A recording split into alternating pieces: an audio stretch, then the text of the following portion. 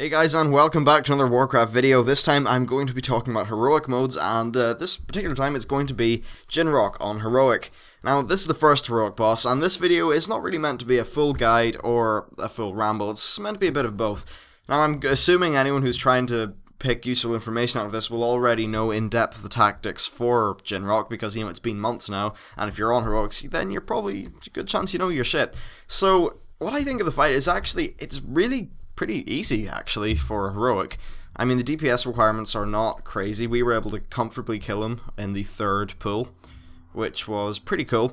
And the two new mechanics that he adds are, there's certainly something which requires a few wipes to just, try them out and see what they feel like. But after that, it's kind of the sort of thing you have it sorted.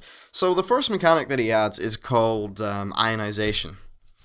And ionization is really lovely, but it's actually something that you can deal with pretty easily. So essentially what he does is he puts this debuff on you. The debuff, well, it happens every minute and 30 seconds. He'll put a debuff on you that lasts for 24 seconds. When that debuff runs out or is dispelled, it does like 450k damage to you, and if you're standing in one of the pools, it does it to everyone in the pool. So what you want to do is, if when you're in the pools, you have 24 seconds in which you need to clear ionization off all affected players.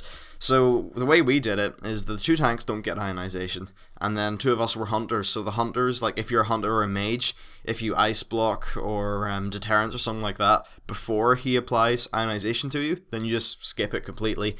So we had 6 people, and the way we did that is we had them go out in teams of 2. So 2 people would go to opposite ends, we dispel them, we call them back into the pool, then the next 2 people would go, and it's pretty simple. And because it's so predictable, because everybody who can't mitigate it or isn't a tank will get ionization, then you really just set up one system that works the entire time. Now, the second mechanic is a little bit of a weird one. So essentially when he does his big, thunder phase, what's it called, storm, when he does storm, it still does the usual damage to everybody, but instead you get these little sparks in the ground, and then the spark will appear, and then a giant thing of lightning appears, and from that big bolt of lightning, 4 balls of lightning will appear, and they'll sort of fly out in a north, south, east, and west direction. Of course, one going to each direction. Now that originally seems easy, but there's actually a whole bunch of them, and you end up having to dodge a shit ton of these balls. But the problem is, I suppose with WoW being a server game, the area which you take damage from being in is never exactly where the spell effect is. So it's really quite an issue. Now the way I dealt with it is that I would just zoom out fully, put my mouse right over my character's head, and just dodge all the shit, and that was fine. But sometimes it could be quite hard. You could have, say, 4 of these balls lining up to the point where, you're going to have to eat 2 of them. It's weird the way that these can line up, and it's a little bit of RNG. There's sometimes where, unfortunately, unless you're able to mitigate your damage out of it, you actually might just die by default because of where you are and what's happening, and it's really the sort of thing that's extremely hard to predict in advance. Now, these things, they do 50k damage every half a second each, so if you or say there's 2 of them, they're doing each one's doing 100k damage a second, so they can really wipe you out pretty fast. But you see, after that, actually, I thought the fight was really quite easy. Mechanics wise, it's the exact same as the normal not Horadon, I keep on saying Horadon. It's the exact same as the normal Jin'rokh, just that it has these 2 little things figured out, stuck in, and once you figure those out, you're really okay.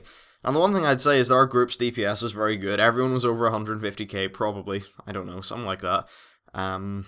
It was pretty decent anyway. I wouldn't really be that comfortable if we had killed him any later, because by the time you get to the third, the end of the third, the third storm, where you only have a quarter of the room to run in, it'd be very hard to dodge those balls, and probably half the raid would die, or something like that. So yeah, we were able to get him down in time. As for my DPS in this run, I actually wasn't really that happy with it. I've taken a 2-week break from raiding, because the guild were doing farm runs and shit like that, and I just couldn't be arsed for them, which was fine, because we had enough players to get full runs, stuff like that. Summer is kind of like the attendance raid boss before every raid. But yeah, I'll be putting a lot of work back into my UI, which is really shit at the minute. Like, if you look at my... this is post-commentary, so if you see in the screen, my UI is absolute shit. I don't have enough stat tracking things, I'm not tracking my internal cooldowns, any of the stuff like that. The other hunter there is doing all that shit, which is why I think he beats me overall, the entire night. I think he's about 14k higher than me, on average, which I'm pretty cool with, but...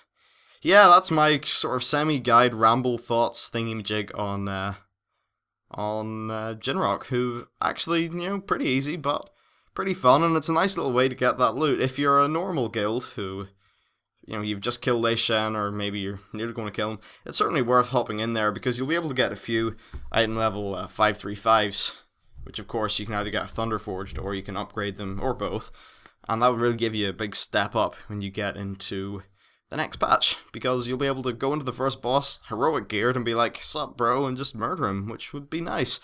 So yeah, that's it. Thanks for watching. Hopefully you found something useful in this. It's really just my thoughts and experiences on the fight. I'll probably do this for all of the heroic bosses. If these videos do well, perhaps I'll do a full guide where I really talk about things in depth and go through the damage numbers and the specifics, but really, those two mechanics are the only thing you need to know. Anyway, I think I've rambled on for quite long enough, so thank you for watching. Please like if you liked the video and subscribe if you want to see some more, and I'll catch you next time. Bye.